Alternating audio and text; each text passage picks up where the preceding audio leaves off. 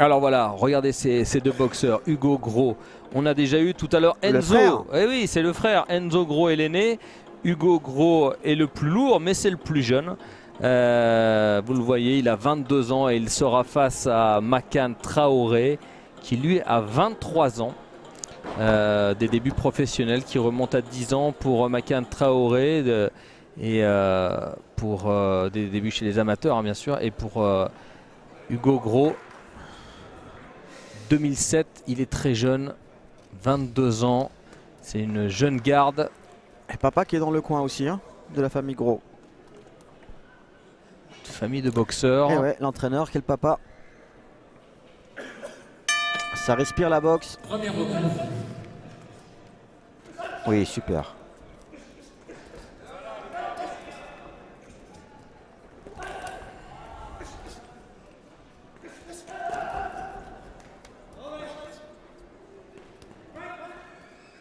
Break, break, messieurs.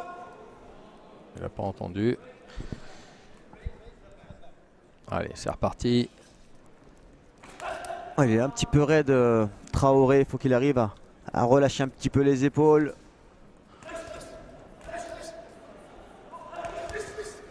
Je crois qu'il a l'air de faire mal. Hein. On sent qu'il y a de la puissance naturelle chez lui. Allez, Gros qui continue à travailler, il a raison. Hein. Tant que l'arbitre n'a pas dit de breaker ou de casser, il faut continuer à travailler. Et on le rappelle évidemment, Brahim, hein, dans cette catégorie, il aurait dû y avoir Souleymane Sissoko. Blessé à la main, il a préféré renoncer. Attention l'épaule. Et break. Ça fait 2 fois qu'on leur dit break et ils n'ont pas la notion du pas de retrait. Ou ça manque de lucidité pendant le combat, ou c'est pas une règle qui est acquise chez eux. Donc on va toucher le très haut niveau, donc c'est des choses qu'il faut absolument assimiler, c'est des choses qu'on apprend déjà tout jeune, quoi. Ouais, il a une allonge incroyable. Gros, incroyable. Ouais, hein. Hugo Gros, il a une... Oh là là. Je me faisais exactement la même réflexion. Il a des bras tentaculaires. Et ça va très très vite, hein. Un petit peu dans le style d'ailleurs de son frère. Complètement. Ça triche pas, ça veut tout donner sur le ring. Et ils ont raison. Pas avoir de regrets, je crois que c'est la pire des choses, hein, quand vous êtes boxeur ou boxeuse. D'avoir des regrets, d'avoir loupé de très peu un combat parce qu'on n'en a pas suffisamment, ou on en a gardé un peu sous la semelle. Et c'est dans ces enjeux comme ce combat de ce soir est plus qu'important.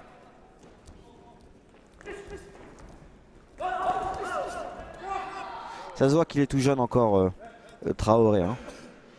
Il est encore...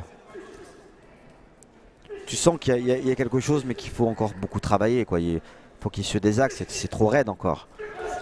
Pourtant, il a l'air d'envoyer des parpaings. Hein. Ouais. Et la particularité dans cette catégorie... Là, par exemple, tu vois, il ne s'est pas accroché. Et dans cette catégorie, joue, il faut qu'il rentre dans son tournoi parce que Hugo Gros a déjà gagné un premier combat contre Yanis Mea. Le problème, c'est que Yanis Mea n'a pas pu combattre contre Makan Traoré parce qu'il s'est blessé. Ok, donc il y en a un partout avec un qui a gagné par forfait et l'autre par décision. Et l'autre démarre oui, par décision, mais il a gagné par forfait au final. Je sais pas si ça rentre en ligne de compte. Ouh, oh là là là là. Oh, sur le gong, je sais pas si... Le gong. Arrêtez. Arrêtez. Oh là là là là, sur le gong, il s'est pris. Non, mais là, il va l'arrêter. Bravo, Traoré. Il va l'arrêter. C'est la puissance de la boxe. Incroyable. C'est la puissance de la boxe. Non, mais là, il va pas repartir, même si... C'est bien, l'arbitre est intervenu tout de suite. Le médecin, sur le gong, j'ai l'impression. Le médecin est sur le ring. On peut lui mettre le tabouret. Mettez un tabouret. Mais non, mais ça sert à rien. C'est fini. C'est fini. Non, là, il s'est...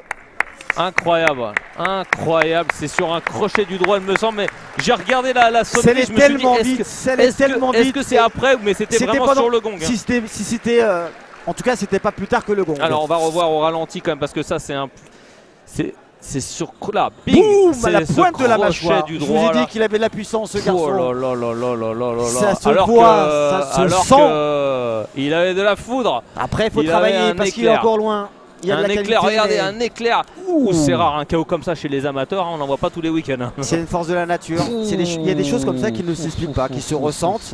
Mais voilà, tu sens qu'il a une morphologie, tu sens qu'il envoie des Incroyable. parpaings. Alors que sur le premier round, il était quand même techniquement dominé. Non. En fait, c'est dur de dire ça, mais en tout cas, il a moins de bagages que Gros. Mais voilà, Gros a fait une erreur, il a été cueilli. C'est ça la boxe. Surtout que là, on monte C'est dans un les sport qui catégories donne où ça frappe l'opportunité un à peu tout le plus. monde. Hein. En moins de 71 kilos, on est dans des catégories qui commencent à faire mal. Et Makan Traoré, ça sera intéressant parce qu'on discutait justement, il n'a pas pu combattre. Donc là, intéressant, ils sont à une victoire chacun et à un forfait. Donc logiquement, vu que ce serait ces deux-là, ouais, normalement, ça devrait être Makan Traoré qui devrait représenter la France. En tout cas, il a saisi son opportunité. En tout Il cas, lui a fallu une sur un opportunité coup. Sur un coup. pour éteindre la lumière. Un coup. Et Ça a été on-off. fait.